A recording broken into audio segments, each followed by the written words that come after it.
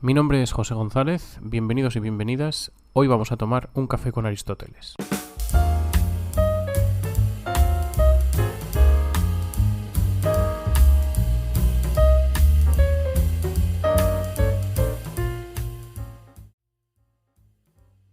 En este tercer episodio vamos a hablar del concepto que es tal vez el más importante dentro de la ética aristotélica, que es el concepto de virtud. En el episodio anterior estuvimos hablando de otro concepto muy relevante de la ética de Aristóteles, que es el concepto de felicidad o eudaimonía, y hoy pues vamos a hablar de cuál es la herramienta o la disposición que es clave para que podamos llegar a asumir esa felicidad de la que nos hablaba Aristóteles en el otro episodio. El concepto de virtud es un concepto clave en la ética clásica, y uno de sus exponentes, uno de sus representantes más importantes es Aristóteles. El concepto de virtud, lo que hoy traducimos por virtud, proviene del término griego arete, y la primera distinción que Aristóteles nos hace en el libro segundo de la Ética Nicomaquia es los dos tipos generales de virtudes que podemos adquirir. Él distingue virtudes dianoéticas de virtudes éticas. Lo que distingue estos dos tipos de virtud es básicamente el origen y el cómo se adquieren y consolidan. Mientras que las virtudes dianoéticas son aquellas que se originan y que crecen gracias a la enseñanza y al estudio, las virtudes éticas, que son propiamente las que nos interesan en el episodio de hoy, son aquellas que proceden de la costumbre, de la acción y de la repetición de un determinado tipo de acciones. Si nos centramos en estas virtudes, en las éticas, que son las que nos interesan para este episodio, Aristóteles nos dice que las virtudes éticas no se producen en nosotros por naturaleza, es decir, nosotros no somos virtuosos en este sentido desde que nacemos, sino que lo que es una disposición natural es la capacidad que cada individuo tiene para recibirlas y perfeccionarlas, dado que aquello que se produce por naturaleza no se puede modificar por la costumbre, porque ya está desde el nacimiento, y las virtudes éticas son esencialmente creadas y modificadas, perfeccionadas a través de la repetición y de la costumbre. Esto significa básicamente que adquirimos las virtudes morales, nos hacemos virtuosos moralmente, no por lo que somos desde que nacemos, sino como resultado de un conjunto de acciones anteriores a ser virtuosos, que repetimos y que consolidamos o encarnamos en una costumbre. Por ejemplo, el justo, el que se hace justo, es justo tras repetir muchas veces acciones que son justas. Ahora bien, ¿cómo sabemos cómo se realizan acciones, por ejemplo en este caso justas, pero en general, cuál es el criterio que seguimos para realizar acciones virtuosas? Pues de ahí surge la necesidad de los maestros y de los profesores o de los guías. Porque los maestros, los profesores y los guías, que más tarde diremos con qué concepto captura esta idea Aristóteles, estos profesores y maestros básicamente sirven para indicarnos cómo realizar bien o mal esas acciones, o para indicarnos cuál es el criterio que debemos seguir para realizar bien o mal esas acciones. Básicamente porque hacer bien o mal esas acciones es lo que destruye, no el hábito en sí, que todavía no lo hemos consolidado, sino la capacidad, que sí que es natural, que tenemos de recibir y perfeccionar esos hábitos, porque esa capacidad natural es la que puede destruirse con base en la repetición de actos, digamos, moralmente reprobables. Bien, pues uno de los criterios o indicadores que nos sirve para decidir o para darnos pistas acerca de si estamos realizando una acción que es moralmente correcta o no, o sea, que es buena o que es mala, es el cómo nos relacionamos con base en nuestras acciones, cómo nos relacionamos con el placer y con el dolor que estas acciones nos aportan. La virtud moral se relaciona o tiene una cierta relación con el placer y con el dolor. ¿Por qué? Porque normalmente si no hemos pasado por un determinado proceso de formación, normalmente hacemos lo que es malo a causa de que nos provoca, nos aporta un placer que es más inmediato. Y además nos exige menos esfuerzo. Normalmente nos exige menos esfuerzo.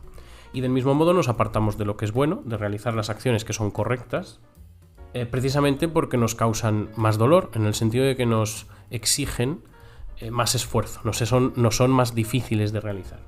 Precisamente por eso debemos haber sido educados, debemos haber sido guiados en actuar de determinada manera desde jóvenes, porque el proceso por el que aprendemos a alegrarnos o a dolernos por lo que debemos, en el momento que debemos, es un proceso largo. Y en eso radica la buena educación, la buena educación en sentido moral que nos permite consolidar las virtudes. Bien, hablando desde un punto de vista terminológicamente más técnico, las virtudes morales se relacionan con las acciones y se relacionan con las pasiones. El placer y el dolor, que nos servían como criterios para decidir qué acciones eran correctas o incorrectas, buenas o malas, o que al menos nos servían para clasificar cuándo debíamos o cuándo nuestras acciones estaban siguiendo el bien o siguiendo el mal, este placer y este dolor acompaña siempre a toda pasión. Y es precisamente por ello, esa es la relación que tiene la virtud moral con el placer y el dolor. La virtud no se relaciona directamente con el placer y con el dolor, sino que el placer y el dolor son un estímulo, un impulso, una sensación que viene después de realizar una acción siguiendo un determinado criterio, o sea, de realizar una acción que surge de una disposición moral. Esto significa que el individuo se vuelve virtuoso o no, o sea, se vuelve bueno o malo en función de las acciones buenas o malas que realiza. Y estas acciones que son buenas o malas están en relación con lo que el individuo quiere en cada momento que se propone actuar. Los seres humanos nos hacemos buenos o malos en función de los placeres o dolores que tratamos de perseguir o de evitar. Y eso está en relación con lo que queremos conseguir y lo que queremos evitar, lo que no queremos conseguir. O dicho de otra manera, los seres humanos se hacen malos, se hacen moralmente no virtuosos cuando quieren lo que no deben, o cuando no deben, o como no deben quererlo. Bien, aquí podemos sacar una pequeña conclusión, al menos una conclusión terminológica, que es que la disposición moral que llamamos virtud tiende a hacer del individuo, con base en sus acciones, lo mejor con respecto al placer y al dolor que ese individuo siente. Y cuando hacemos lo contrario a lo mejor, es decir, lo peor en relación con ese placer y ese dolor, es cuando hemos consolidado otra disposición moral, que es el vicio.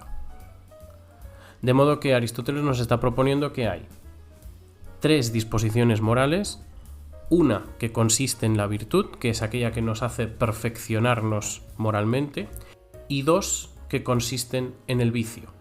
Un vicio que lo llamaremos por defecto, lo llamará Aristóteles vicio por defecto, y un vicio que lo llamará por exceso. Y este defecto y este exceso lo entenderemos ahora en un momento, en cuanto veamos la definición propiamente, la definición que Aristóteles da del concepto de virtud moral. Bien, pero antes de eso hemos dicho que las acciones que son justas, repetidas, consolidan caracteres morales justos y por tanto individuos justos. Bien, y además hemos dicho que para convertirse en un ser humano, digamos, malo en términos morales, lo que tenemos que hacer es querer lo que no debemos, cuando no debemos, como no debemos, es decir, seguir aquello que nos exige en general poco esfuerzo y mucho placer. Pero no hemos visto cuál es la norma, o no hemos visto claramente cuál es la norma por la que podemos consolidar la virtud, es decir, la norma en positivo, la regla práctica que nos lleva de hecho a consolidar la virtud. Hemos visto la del vicio, pero no la de la virtud. Por un lado, Aristóteles nos dice que las acciones pueden parecernos justas o pueden ser las acciones de manera aislada, la acción misma una acción justa, pero esta acción justa puede serlo por casualidad o por suerte. Es decir, porque un individuo en un momento dado ha realizado una acción sin quererlo o porque la situación le ha venido bien y ha resultado ser una acción justa. Pero eso de ninguna manera Aristóteles va a decir que va a definir a ese individuo como justo, porque definir al individuo como virtuosamente justo significa adherirle a la intención esa voluntad de ser justo. ¿Esto cómo lo materializa Aristóteles o cómo lo sintetiza Aristóteles? Aristóteles nos dice que las acciones para ser virtuosas, el individuo debe estar en cierta disposición al tiempo de hacerlas. Y básicamente tiene que seguir 3 criterios. Que sepa lo que hace, es decir, que no sea casualidad o suerte, que haya calculado hacer determinada acción en determinado contexto, que elija hacerla por ella misma. Eso significa que no hay una motivación ulterior a la acción que realiza. El individuo quiere realizar esa acción, por ejemplo, justa, porque esa acción justa es justa. Y en tercer lugar, que la hace con firmeza, que conoce la manera de hacerla, que la quiere hacer y que la realiza con firmeza.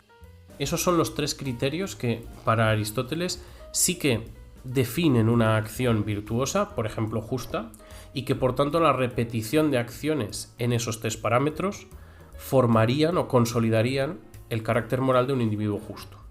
Bien, pues finalmente, entre los capítulos 5 y 6 del libro segundo de la Ética Nicomaquia, Aristóteles nos propone ya lo que es una definición teórica formal del concepto de virtud moral. Bien, en primer lugar, en el alma, en el ser humano, suceden, dice Aristóteles, o hay 3 cosas: las pasiones, las facultades y los modos de ser. Ejemplos de pasiones, para que más o menos sepamos de qué estamos hablando cuando nos referimos al concepto de pasión, pues serían la ira, el miedo, el amor, la envidia. Todo esto serían ejemplos de pasiones. Bien, pues ya podemos avanzar que para Aristóteles la virtud es un modo de ser, es un hábito, es un rasgo del carácter. Para llegar a esa identificación, primero vamos a ver cómo define cada una de las 3 cosas estas que suceden en el alma de los individuos. Que son, por ejemplo, las facultades. Las facultades son las capacidades en virtud de las cuales se dice que estamos afectados por pasiones. Es decir, son, digamos, las sedes donde suceden los efectos de las pasiones. Los modos de ser, por ejemplo, son aquello en virtud de lo cual nos comportamos bien o mal respecto de las pasiones. Es decir, el modo de ser o el rasgo del carácter es aquello que nos empuja, una vez sentimos una pasión, a actuar, nos determina a actuar de un modo u otro. Bien, las virtudes, por tanto, no son pasiones. Primero de todo porque no llamamos a alguien bueno o malo por el mero hecho de sentir ira o de no sentirla, sino que llamamos a alguien bueno o malo porque al sentir ira actúa de una o de otra manera, o al sentir envidia o al sentir deseo actúa de una o de otra manera. Es decir, cuando sentimos una pasión y actuamos con base en la pasión que sentimos sin disposición moral, no deliberamos, no hay un acto de la razón. Y la virtud moral es un ejercicio de la razón. Por tanto, no puede identificarse la virtud moral con la pasión en tanto que no hay una deliberación previa en la pasión. Las virtudes, por tanto, son concretamente, específicamente, fruto de elecciones deliberadas, fruto de actos de la razón. Las pasiones son impulsos que sentimos y que nos mueven a actuar de una manera. Nos arrollan hacia un determinado tipo de acción. Pero las virtudes nos disponen de cierta manera para manejar esa instrucción que nos da la pasión y reconducirla en términos moralmente aceptables. Y por otro lado, las virtudes tampoco son facultades, porque tampoco somos buenos o malos por ser capaces de sentir pasiones, sino que por lo mismo, por lo que hacemos con las pasiones que sentimos. De esta manera, la conclusión a la que llega Aristóteles es la que hemos anunciado. Las virtudes solo pueden ser modos de ser, es decir, hábitos o rasgos del carácter, disposiciones que nos determinan a actuar con base en qué sentimos.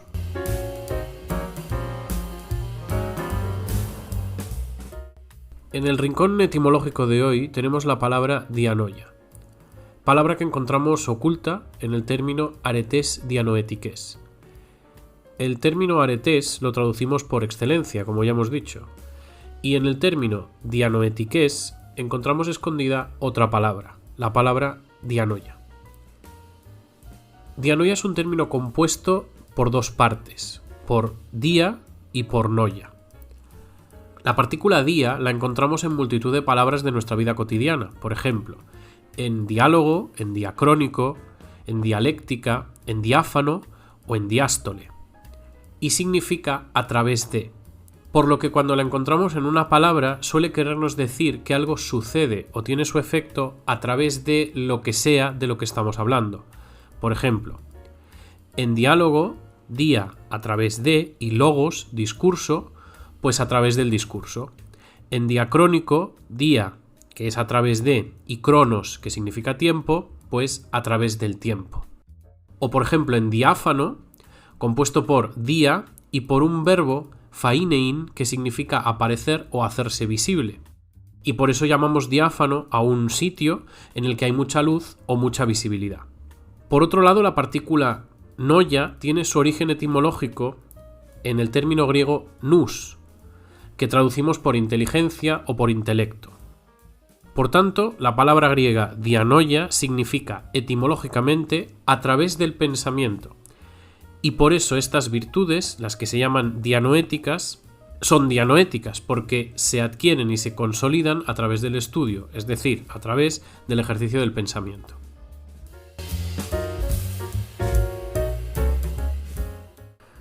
Y con esto finalmente vamos a llegar a la definición formalmente que Aristóteles nos da del concepto de virtud moral. Y Aristóteles nos dice, definición de la ética nicomaquia, por tanto definición de manual, que la virtud es un modo de ser electivo que consiste en un término medio relativo a nosotros determinado por la recta razón, que es la razón del hombre prudente. Y para finalizar este episodio vamos a intentar descubrir qué nos está queriendo decir Aristóteles con las partes de esta definición.